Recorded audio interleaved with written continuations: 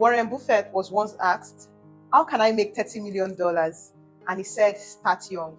So if you give me 9 minutes of your attention, your time today, I can show you how to manage your money so you will never go broke again. Shall we?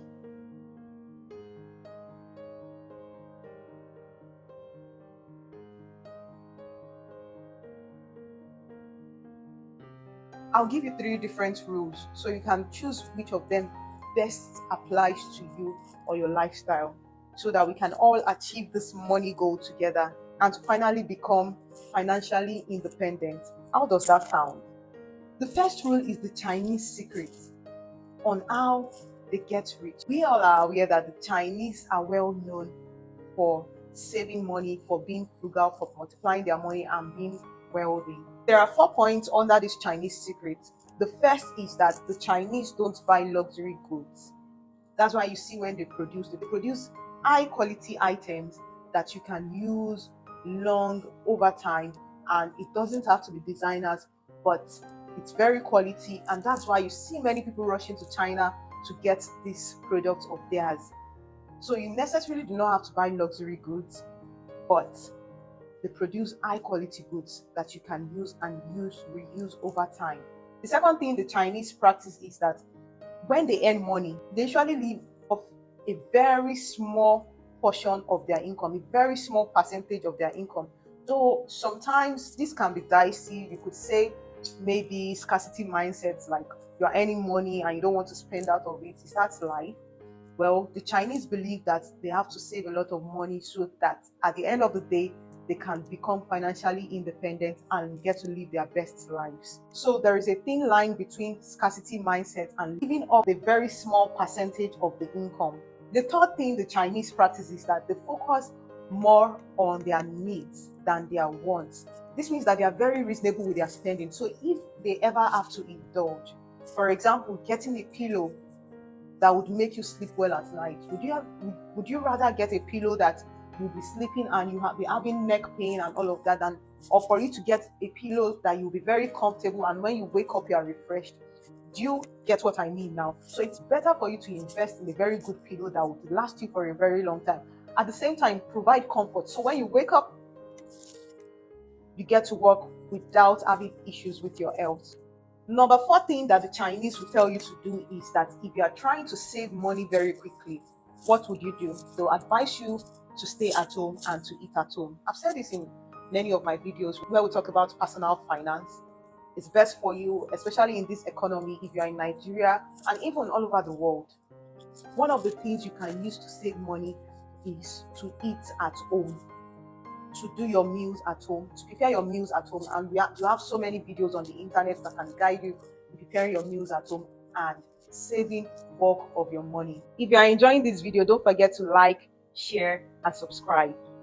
So you get to stop wasting money. For instance, you get coffee every morning on your way to work and you realize that you spend up to $100 on coffee every month. So why don't you take that $100 and do your coffee at home? Instead, you invest that $100, and that is in a year, that is $1,200. So if you save this $1,200, your investments will thank you for it at the end of the day.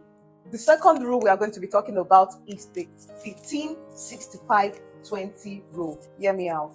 For 15%, it's called your emergency fund. You reserve it for yourself for 2 reasons. The first is for your peace of mind. The second is to make your money work for you. This deals with the power of time and the power of compound interest. When you leave your money over time, you develop compound interest. Like I said, Warren Buffett said, start young. I think Warren Buffett started investing at the age of 7, and he said that he would not have it a better way than to start investing young. That if he were to come back to the world again, he would start investing even earlier than a 7-year-old boy. Imagine how much time has passed since age 7 when he started investing. No wonder he's the richest investor in the world. The more you let your money work for you, the more dramatically it can multiply. Your 65% is for your fundamental expenses. This is for your rent, your mortgage, your groceries, your utilities, your transportation, or anything that helps you in your day-to-day activities. The remaining 20% is to invest in yourself, and this is totally guilt-free investment. So this is for your flexibility budget, because all work and no play makes Jack a dull boy. What is the essence of living, earning money, and you cannot enjoy the money that you earned from your labor, from your sweat? Because we've seen people that have died and nobody believed that they were as rich as that, but they didn't even get to live their best lives. And you'll be wondering, what would next of kin do? Next of kin will shock you. They can spend the whole money you saved in your lifetime in one day. And what would you be doing in your grave? Would you be crying? I don't know. It depends on you. So the best thing for you to do is to just set out a little portion of your income, which is the 20%. You can decide to do higher than that. You can decide to do lower than that, depending on how much you earn. And just enjoy yourself. Go for that show. Take that trip. Enjoy. Do what you love to do. Spend your money on yourself. Have fun. Have personal fulfillment. That thing you've been eyeing, that expensive purse you've been eyeing, buy it. Enjoy yourself. The third rule, this is more common, is the 50-30-20 rule. 50% is for your needs. This is for your rent, your mortgage, your transport, your utilities, your health insurance. Generally, it's for your day-to-day activities. 30% is for your wants. Things that cause minor inconvenience to your life, like if your car gets stuck on the road and you need to repair it, you have money set aside somewhere to quickly attend to that. And it's also for your shopping, for your dining out, for your hobbies. And for the 20% is for your savings and to pay off your debt. It's for your emergency funds, which is 6 to 12 months of your living expenses, your credit card, your student loan, your retirement plan. This 20% is for everything I've just mentioned. How would you like to calculate your income? Do you want to do the 16-65-20 rule, or do you want to do the 50-30-20 rule?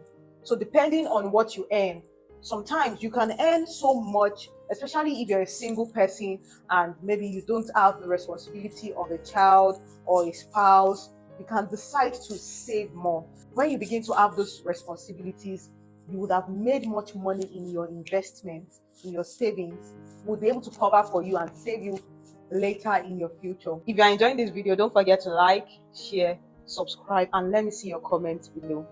Some other tips is for you to adopt a frugal mindset. Instead of paying rent for a 3-bedroom flat and you're the only one living there, why don't you move to a smaller apartment and pay that rent, so that you get to save some money, or you get a cheaper house, or you stop eating out, like I said initially, like the Chinese. If you are consistent with this and in getting your money to work for you, you can do commercial papers, you can do treasury bills, you can invest in stocks, index funds, and real estate. You can invest in real estate. Just make sure that you have passive income. For mutual funds, I know in Nigeria, the interest has been very mouth-watering, because it's about 19 to 23%. And I always say this to my friends, the best time for you to make money is 2024. So it's the best time for you to become richer or for you to become poorer. So you get to choose your battles. Which one do you want to do? Take advantage of things like this. To get financially independent, you need to get creative and continue expanding. Think outside the box. You become more creative when you do the work you like and not the work that you despise. This process is really slow, but if you take your time to develop a sustainable plan on how to keep investing in your future, you will never have to worry about going broke again. So share with me in the comment section, which of these rules will you be applying? Let's continue the discussion over there.